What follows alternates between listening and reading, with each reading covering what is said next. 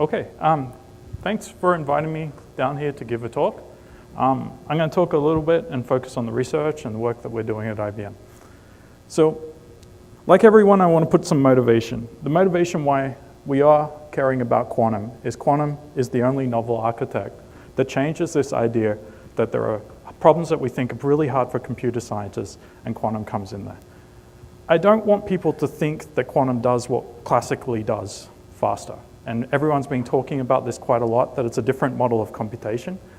So I'd like to put this in. So as we know, in this standard classical model, we have an initial state, we have operations, and we have ways to extract information. This is very true in quantum, but it's different. And there's two key points that, with a lot of arguing with Charlie Bennett, I think we came to realizing that the two things that you need to actually understand what is different in quantum.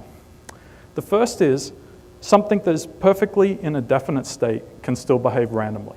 That's something that you will never feel in some standard classical computer. The other is something that's too far apart, too far apart to be influence each other, is individually random, but is strongly correlated when you look at the larger system. So this is entanglement, and this is what implies that there's a lot of information in the system more than there is actually in the parts. A lot of people always put up that superpositions are the power, but you probably all remember you had classical probabilistic bits. You can have classically, you can have a number of 0 and 1. You can have a mixture of it. In physics, we call it a mixture. What happens in quantum is we have this phase. It's this phase that allows us to get a negative sign. And this negative sign is the fundamental power of quantum. It's what allows things to interfere later on and come back to a small number of values. In particular, the best slide I've ever seen on this, is by Scott Aaronson. If I give you a probabilistic theory, a classical probabilistic theory, there's an exponential there. But what happens is that exponential is easy for you to sample from. In a quantum, we get another exponential, but this exponential, for as long as we've been trying to understand quantum, is just really, really hard to sample from. We cannot predict what this vector will do. And it's that inability to predict what it is what gets us excited about it, and working out how to put this around and turn it into value is what this new model of computation is about. So that's my introduction, which is slightly different from everyone else's. And I think the take-home message that I like to say is it's all about negative signs. So we're doing systems that are superconducting systems. I don't want to go too much. They consist of a chip.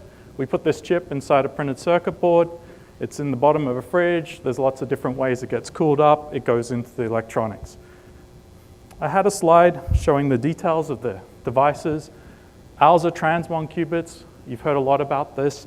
At its heart, just know that it's an anemonic system, so I can isolate two levels, and we call that a 0 and 1. And then we use buses to connect the information over a longer range, and these buses allow us to read out the qubits and also do the coupling between them. Like shown by TR, there's been a lot of progress in coherence. This is why we're very excited by this. Our controls are done with microwave shapes. We come in and we drive these buses with shape signals. These come through these microwaves, and these different shapes represent ways that we can make this wave function here do different phases. And these are the negative signs I talked about before. So we can do our gates that way. Our 2-qubit gate, the best analogy without going into the math is to think of this as a conditional filter. So we drive a control qubit here at the target's frequency. And so the signal comes in here and it drives this one. And depending on the state of this one, different amounts of the signal will get through. And if you know some electrical engineering, it just means you start to rotate it at a faster or slower rate, depending on the state of the first one. So this becomes a conditional operation that gives us the ability to make our controlled knot. Like everything, and I agree completely with John, it's all about, and For many years, I've been talking about getting the gate fidelity down. We've been making ways that we can push the gate fidelity down. However, we're at this new time where it's not just only the fidelity. We've got to start doing the fidelity in the full space of the device. That doesn't mean measure a fidelity in a bigger device. It means measure something global about the full device, because even though I can optimize the fidelity just in my subspace, that's not enough for me to tell how my device is working on average. So the best circuit to test on average, in our opinion, is this circuit that consists of permutating all the qubits around, swapping them all around in different ways, doing arbitrary gates in the 2-qubit space. Okay, that we call mathematically, we call this U4, but you can just think of this as an arbitrary 2-qubit gate, permutating them all around, arbitrary 2-qubit gates. This is like a worst case. So if you can do this, any circuit will have more symmetry than this. Okay? So what this comes is like as a worst case metric that says how is the device performing overall. And then what happens is you can basically sample from at the end, and then you predict, but you compare it to a simulation and predict how it's performing. And what you can see is when we do it on most of our devices, at our current lengths, we get what we call a quantum volume of about 8. That means if you start putting more and more of the qubits in this worst case metric, it starts to get too messed up. So this becomes like a worst case measure. Nicely, this quantum volume tracks the individual C0 noise pretty well. So we know that by focusing on improving this and benchmarking this and making sure our crosstalk's low, this metric serves as a very nice way of telling worst case how this device is performing. Okay. So we've heard about metrics, and I'm just repeating what others have said. So now let's switch gears to what we're doing to basically try and work out what to do in the near term. So I agree with everyone. We've been at this point for a long time in this community of doing toy experiments. And theorists have been focusing on fault tolerance. Fault tolerance is probably still a fair way away. The actual overhead of error correction is still a debated number. If you like the surface code, which in my opinion is one of the best codes, it has a really, really big ratio of qubits to our physical qubit count. Mathematically, there exist codes that have a much better ratio. But the problem actually happens then, and comes back to the computer science part of the problem, is we still don't know how to decode and encode those codes. So as we make progress, we're not going to be stuck on one code. We're going to learn with our devices what the best code is. But we all know we want to get out to universal fault tolerance. But in this middle ground, I like to call it approximate quantum computing, but given that I think Preskel has got a much bigger name than me, we'll go with NICS from now on. It's trying to understand what we want to do in this near-term area. So this is basically what I summed up there, is for people that are not in the field, you probably see all these great promises of quantum computing, and they talk about numbers of qubits. And it's very hard to understand the subtle differences between physical and universal. So I think it's better that we try and label this, and I agree with Preskel that we should go with some name to say what this is. So what do I mean, and this may be slightly different to John Preskel when I say approximate or near-term quantum computing, is I mean it still has a definition. It's not a complete model of computation, so it's a little bit subjective, but it has the ability to program 1 and 2 qubit gates. It requires understanding the complexity of short depth circuits. Luckily, we have strong evidence that suggests the complexity of short depth circuits still falls into this category, which is really hard for classical computers to do. So what I mean by a short depth circuit is we count depth as the number, we put all the gates that we can do in some disjoint pair, and we count the number of gates that we can go. And what we're looking at is seeing how does this form at the end. Then we sample, so it covers sampling problems, and we're trying to understand chemistry, optimization, and machine learning, and error correction. I put optimization in red because, from my opinion, while we can't fundamentally prove it not to be the case, I strongly think we will not find speed-ups in traditional optimization problems with quantum computing. It is going to be more likely I don't like to even say chemistry, but understanding optimization problems that have a cost function that require quantum mechanics to evaluate. Doing operations that require really large matrices, and I'll get to some of them. So, one of the things I also strongly believe is the best way to do this is to put something out in the open and get the community involved. So we've strongly gone towards building what we call the IBM Quantum Experience. If you haven't seen it, I strongly recommend you go there. You can play with a real quantum computer. And we have an open source project that we call QuizKit that allows you to do things. I like to show this plot because this just shows how many people around the world are running real executions on our device. I think there's something wrong given Australian. I know no one lives in Alice Springs in Australia, so I'm pretty sure that should be in Sydney somewhere. So now to get serious, what are the goals for the software that we want to do? Well, we want this software to make sure it's focused on improving our devices. I don't want to be building the software in this vision of having fault tolerance. I want to be building the software to help me solve the near-term devices. So how to increase size, capability, fidelity, and ultimately the quantum volume of our devices.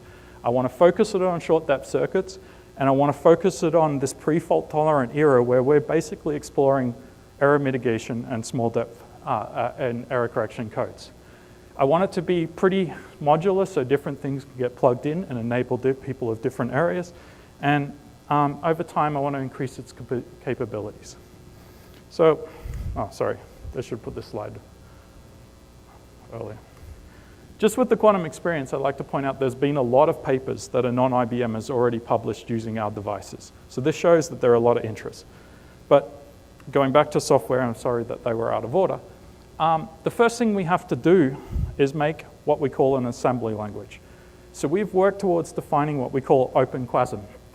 It's very similar in nature to an assembly language that you would see in classical. It has registers, built-in operations. You can just basically, so this is showing, do an X operation on qubit 0, from qubit 0 of register Q, qubit 2 of register Q, and so on. So when you want to start programming a device, you simply start by defining your registers, defining your classical registers, defining your quantum circuit, and this would be a very simple circuit to build entanglement. You apply an operation which we call the Hadamard that generates a superposition of 0 plus 1. You then apply an operation, the C0, that entangles between this 0 and 1, and then you measure it, and that's a simple, very simple circuit that can be done. To evaluate and to see what we do, how it works, there's a lot of simple local versions that are applied, but there's a simple wrapper function for executing it that allows you to simulate the results.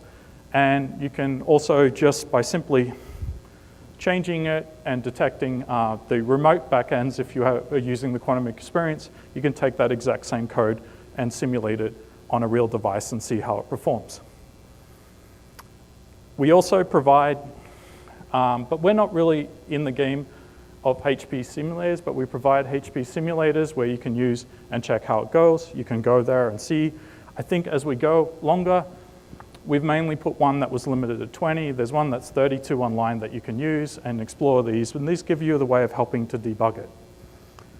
Where I think it's going to be very exciting is, and where computer scientists will come in and help quite a lot, is I have this simple circuit. It's a simple circuit that I have. I want to map it to some hardware. That mapping problem is actually ridiculously hard. In fact, it turns out to get the optimal, it's an NP-hard problem. And you can go through different algebras of doing those mappings. And here's an example of a good one for some limited conductivity of this graph that represents some outcome. And here's an example of a bad one. Obviously, when they're small enough, you could look at it and already know that it's a bad one. But if you want to make it programmable and start to actually do that, you have to think of algorithms to do that. And what happens if you were to just run these two is you see that if I ran the bottom one on a real device, I get basically something that's completely indistinguishable from the noise. And if I get it on a real one, I get something that's close.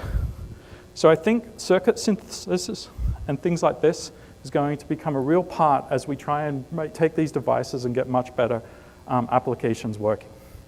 Just to show some simple examples, say I have some circuit that represents some algorithm I want to do. I refuse to use the word compiler at the moment, just because obviously this is starting to be the step towards a compiler, but we're not there. So I like to call it a transpiler, because I think there's a few more steps before we fully get to what we define as a compiler. So I have some circuit here. There are simple things. I may cancel redundant gates, and I can go through and cancel, those ones in the red. I may map those to my device. I may then suppress ones that are done, and it goes through all these different passes. And this is what I think there'll be the next future of how to get better out of this. But anyway, just to sum up on that, since I don't have much time. There are a lot of toolboxes that allow you to explore and notebooks that you can go check out. So now switching gears, because everyone wants applications. So I think the first application, honestly, will be understanding and seeing a separation between what we consider to be easy on a classical computer and what we see hard. However, there are ways that we can start to think a little bit more creative than just running something and looking at it. And this is trying to integrate a standard computer with a quantum computer. And you can imagine that I can prepare states on my quantum computer that can be parameterized in terms of a set of controls, theta, that would be actually hard to evaluate some energy on that as it scales. And then you can imagine linking this with some classical computer, your favorite optimization thing, and finding a better solution, and basically making a hybrid thing between this. So this fits within the short circuit, depth circuit model, because you basically are making these short circuits that are parameterized by these thetas. You're finding better ones as you evaluate some energy, and you're going backwards and forwards and evaluating. And in fact, you can look at this, and this is results that we got from last year. And you can map out chemistry problems. The first one is H2, the next one is lithium hydrogen, and the next one is beryllium H2. And I think this was really nice that it worked, but now you can start to ask, now I can learn about my errors. Can I employ more ideas that I know many people use in evaluating large numerical problems to make this better?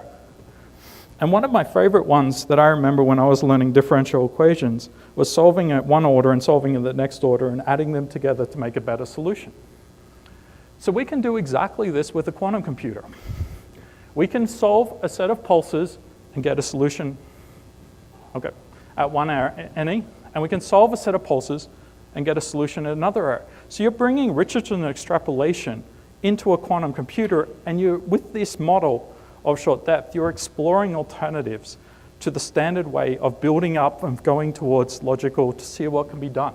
So what we do is we run an experiment, and we run it once with really small pulses, and then we halve the pulses and we add them together. When you go and do this on the experiment, you see that this experiment that had a lot of noise gets much better. Now, comparing to actual absolute values is really the wrong thing to do. And anyone that stands up and says, is this one better than this one? They really don't understand the issue. What you can do, and the reason for this, since I don't have time, I'll skip through it, is if I use classical resources to find a better solution, I'm just hiding the issue. What we need to understand at the moment is how are the quantum resources performing. And what we are working to, I don't really care about the final answer, but trying to assess some algorithm fidelity. And what you can do, is you can take the same problem, and now since we've got this error mitigation technique, you can ask, was the energy getting better when I compare myself to having no entanglement? And now what you can see is by suppressing the noise that was disturbing the solution, I can see as a function of this depth that I am showing the value of this circuit having entanglement and evaluating these cost functions. And I think understanding and benchmarking algorithm fidelity without a lack of a word will be part of the work that we will be thinking about. In 2 minutes, I wanted to say, of course, you can do the same thing with machine learning. Unlike many others, I don't want to focus on the data aspect or those. I want to focus on using the space.